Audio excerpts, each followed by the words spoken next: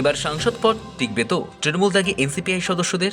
দলবদল নিয়ে অভিষেক বন্দ্যোপাধ্যায়ের করা মামলায় সুদীপ কাকলিদের নোটিশ দিল সুপ্রিম কোর্ট। বক্তব্য জানাতে হবে 20 জন সাংসদকেই। বাংলায় 26 নির্বাচনে তৃণমূলের হারার পর শুরু হয় খেলা ভাঙার খেলা। রাজ্যে পালাবদলের পরেই বিধায়ক থেকে সাংসদরা বিদ্রোহী হয়ে ওঠেন। মূলত অভিষেকের বিরুদ্ধে ক্ষোভ উগরে বিদ্রোহী শিবির তৈরি করেন নির্বাচিত জনপ্রতিনিধিরা। বিধায়করা অন্য কোনো দলের সঙ্গে যুক্ত না হলেও 20 জন সাংসদদের দল nationalist citizens party of India বা এনসিপিআইতে যোগ দিয়েছিলেন। এনসিপিআইতে যোগ দিয়েই তারা এনডিএ সরকারকে সমর্থনের কথা জানান।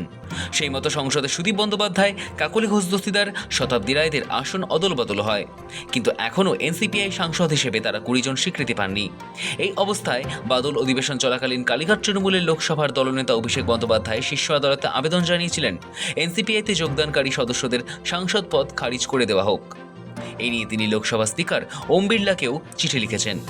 লোকসভার স্পিকার এবং সেক্রেটারি জেনারেলের বিরুদ্ধে রিট পিটিশন ফাইল করেন অভিষেক। তবে লোকসভার স্পিকার ওম বিড়লার কাছে দাখিল করা এই সংক্রান্ত আবেদনের নিষ্পত্তিতে দেরি হচ্ছে বলে অভিযোগ তুলে শীর্ষ আদালতের হস্তক্ষেপ প্রার্থনা করেছিলেন তিনি। অভিষেকের করা সেই মামলার প্রেক্ষিতে মঙ্গলবার সুপ্রিম কোর্ট সব পক্ষকে নোটিশ জারি করল। নোটিশ পেলেন nationalist citizens party of India বা এনসিপিআইয়ের 20 জন সাংসদই। তাদের প্রত্যেককেই নিজেদের বক্তব্য আদালতে জানাতে হবে। 2 সপ্তাহ পর এই মামলার পরবর্তী শুনানি। গত জুলাই মাসে এই 20 জনের সাংসদ পদ খারিজ চেয়ে স্পিকারের দ্বারস্থ হয়েছিলেন তৃণমূলের অভিষেক বন্দ্যোপাধ্যায়, মহুয়া মৈত্র, কল্যাণ বন্দ্যোপাধ্যায়রা। আগস্টে সংসদের 10ম তফসিল কার্যকর করে ফের একই আর্জি নিয়ে স্পিকারের সঙ্গে দেখা করেছিলেন অভিষেক। তিনি বলেন 20 জন মুখে বলেছেন তারা এনসিপিআই, অন্যদিকে সংসদে যখন তারা বক্তৃতা করছেন তখন তাদের নামের পাশে লেখা রয়েছে AITC, all India Trinamool Congress. এটা হতে পারে না। সংসদ চত্বরে সাংবাদিকদের মুখোমুখি হয়ে অভিষেক স্পষ্ট জানিয়ে দিয়েছিলেন স্পিকার যদি কোনো পদক্ষেপ না করে তাহলে সুপ্রিম কোর্টে যাবেন। ওনার কাছে কোনো সদুত্তর নেই। আপনি হয় তাদেরকে এনসিপিআই রেকগনিশন দিয়ে দিন, আপনি রেকগনিশনও দিচ্ছেন না, আপনি আমাদের টাইম থেকে কেটে তাদের বলবার সুযোগ করে দিচ্ছেন। তারা যখন বক্তব্য রাখছে তাদের নামের পিছনে পাশে লেখা আছে অল ইন্ডিয়া তৃণমূল কংগ্রেস। যারা বক্তব্য রেখেছেন এই গ্রুপ থেকে তথাকথিত এনসিপিআইয়ের এমপিরা, তাদের নামের পাশে লেখা থাকছে এআইটিসি।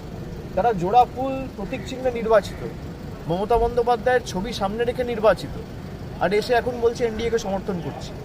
10th শিডিউল যদি আপনি দেখেন তাহলে ডিসকোয়ালিফিকেশন ছাড়া আর তো কোনো উপায় নেই। তো আমরা এটা জুন মাসেও যখন ডিসকোয়ালিফিকেশন পিটিশন ইন্ডিভিজুয়ালি 20টা মুভ করা হয়েছিল তখনও স্পিকারকে বলেছিলাম। আজকে প্রায় 2 মাস হয়ে গেল, স্পিকার যদি বিবেচনা না করে তখন সুপ্রিম কোর্টের হস্তক্ষেপ আমরা দাবি করব। আদালতে অভিষেকের এই যাওয়ার হুঁশিয়ারিকে খুব একটা আমল দিতে চাননি এনসিপিআইতে নাম লেখানো বারাসাতের সাংসদ কাকলি ঘোষ দস্তিদার, সুদীপ বন্দ্যোপাধ্যায়রা।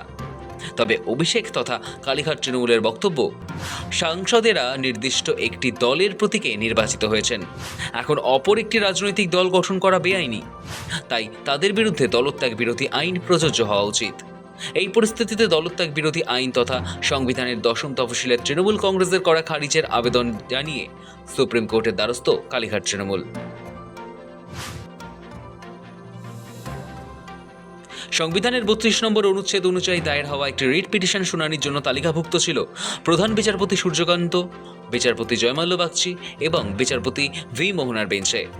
অভিষেকের হয়ে সওয়াল করেন কালীঘাট তৃণমূল সাংসদ তথা বর্ষিয়ান আইনজীবী কল্যাণ বন্দ্যোপাধ্যায়, আর উল্টো দিকে সওয়াল করেন সলিসিটর জেনারেল তুষার মেহতা। শুনানি চলাকালীন এই রিট পিটিশনের ভিত্তিতে অভিযুক্তদের নোটিশ দেওয়ার ভাবনা থাকলেও সলিসিটর জেনারেল আবেদন করেন যে স্পিকার এবং তার কার্যালয়কে যেন কোনো নোটিশ না পাঠানো হয়। পরিবর্তে তিনি নিজেই স্পিকারের পক্ষ হয়ে আদালতে উপস্থিত থাকবেন বলে জানান। তিনি আরও জানান যে স্পিকার ইতিমধ্যেই খারিজের আবেদনগুলির ওপর নোটিশ জারি করেছেন, এমন নির্দেশ তার কাছে রয়েছে। বিচারপতি বাগচি বলেন, এটি শুধুমাত্র নোটিশ পাঠানোর প্রশ্ন নয়, বরং একটি নির্দিষ্ট সময়ের মধ্যে পুরো কার্যপদ্ধতি সম্পন্ন করার প্রশ্ন।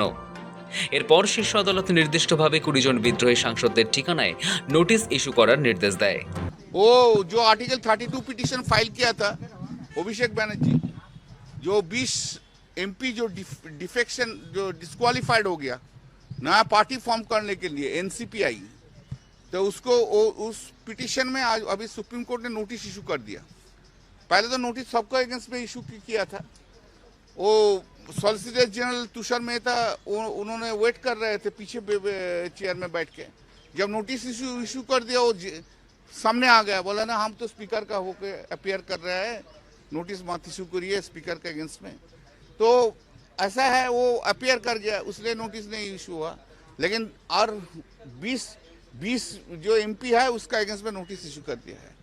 वो हियरिंग होगा, अभी शुरुआत है, अभी तो पार्लियामेंट का एमपी लोग को किया, इसका बाद एमएलए लोग का करेंगे, देखते हैं बाजू में कितना जोर है वो भी देखेंगे। এতটাই আইনটা আমাদের পক্ষে, সর্বভারতীয় তৃণমূল কংগ্রেসের পক্ষে, যে এই 20 জনকে নোটিশ দিয়ে দেওয়া হয়েছে। তৃণমূল থেকে জিতেছিল, বিজেপির পাশে ঘুরঘুর করছে 4 তারিখের পর। যতদিন মমতা বন্দ্যোপাধ্যায় মুখ্যমন্ত্রী ততদিন দিদি দিদি দিদি দিদি দিদি, ক্ষমতাচ্যুত সঙ্গে সঙ্গে ওদিকে ঘুরছে বিজেপির সঙ্গে, যাচ্ছে বিজেপির বাড়ি, বলছে এনসিপিআই।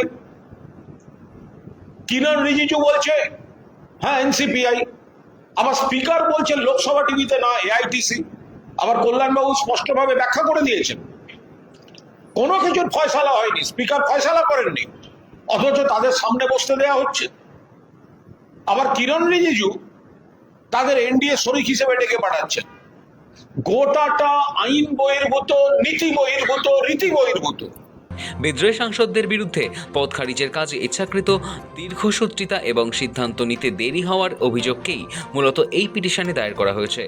তৃণমূলের স্পষ্ট অবস্থান, এই সাংসদরা দলের প্রতীকেই নির্বাচিত হয়েছেন এবং পরবর্তীকালে অন্য কোনো রাজনৈতিক জোটে যোগ দেওয়ার কারণে তারা দলত্যাগ বিরোধী আইনের আওতায় পড়েন।